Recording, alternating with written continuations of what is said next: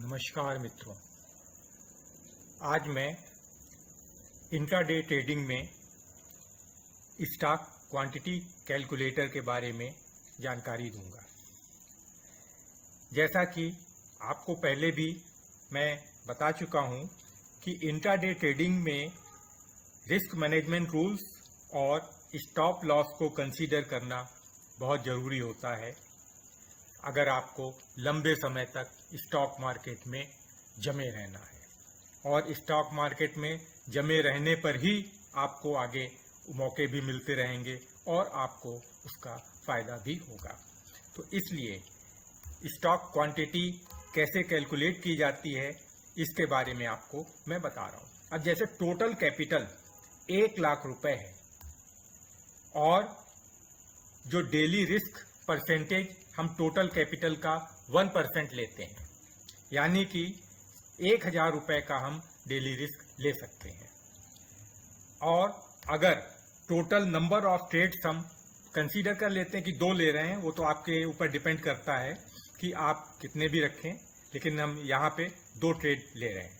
और stop loss पर trade आपका जो होगा वो 5 रुपीज़ है। तो अगर स्टॉप लॉस आपने कैलकुलेट कर लिया 5, तो आपको जो कैलकुलेशन करना है तो उसके लिए आप डायरेक्ट वेबसाइट पे भी जा सकते हैं। ये वेबसाइट है। अगर इस वेबसाइट पे आप जाएंगे, ये intradayScreener.com वेबसाइट है, तो इसमें आपको रिस्क कैलकुलेटर मिल जाता है। और रिस्क कैलकुलेटर को आप देखिए, यहाँ पे रिस्क कैलकुलेटर है। ऊपर जैसे कि मेंशन है, this calculator can be use to find out how many stocks to buy when trading intraday as per risk management and money management rules.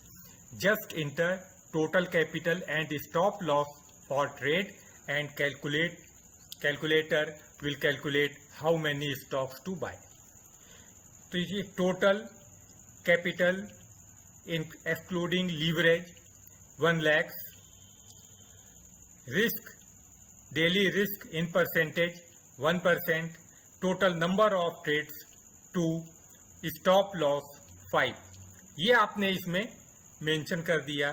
तो इसे कैलकुलेट को प्रेस करेंगे तो आपका कैलकुलेशन आ जाता है। Quantity of stocks to by 100।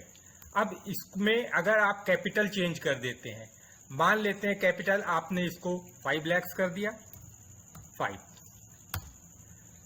और इसके बाद रिस्क मैनेज आपका जो डेली रिस्क है 1% है। नंबर ऑफ ट्रेड्स आपको जो है इसको आप मान लीजिए कर देते हैं 3, स्टॉप लॉस कर देते हैं आप मान लीजिए 10। कैलकुलेट में आप जाइए, इसको प्रेस करिए तो ये 167 क्वांटिटी आ गई। अब नंबर ऑफ ट्रेड्स आप बढ़ाते जाएंगे, मान लीजिए 3 या 5 कर देते हैं, तो आप यहाँ पे कैलकुलेट में फिर जाइए तो आपका 100 आ गया। इसी तरह से अगर स्टॉप लॉस आपका वेरी होता है, मान लीजिए आप स्टॉप लॉस को आप 12 कर देते हैं, तो आप यहाँ पे कैलकुलेट में जाइए 83 हो जाएगा। इस तरह से आप इजिली नंबर ऑफ स्टॉक्स कितने बाई करने हैं ये आपको मालूम पड़ जाता है। आशा है आपको इसके बारे में पहले भी मालूम हो सकता है। मैंने इसको एक रिमाइंड कराया है कि इस तरह से कैलकुलेट करते हैं।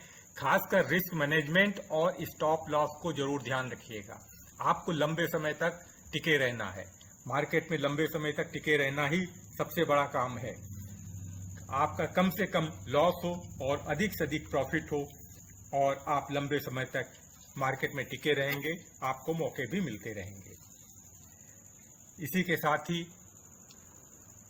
आप वीडियो समाप्त करते हैं, और आपसे विनम्र निवेदन है, यदि आपको हमारे वीडियो में दी गई जानकारी से कुछ लाभ मिल रहा हो तो वीडियो को लाइक करें, शेयर करें, सब्सक्राइब करें और बेल आइकन को प्रेस करें। धन्यवाद।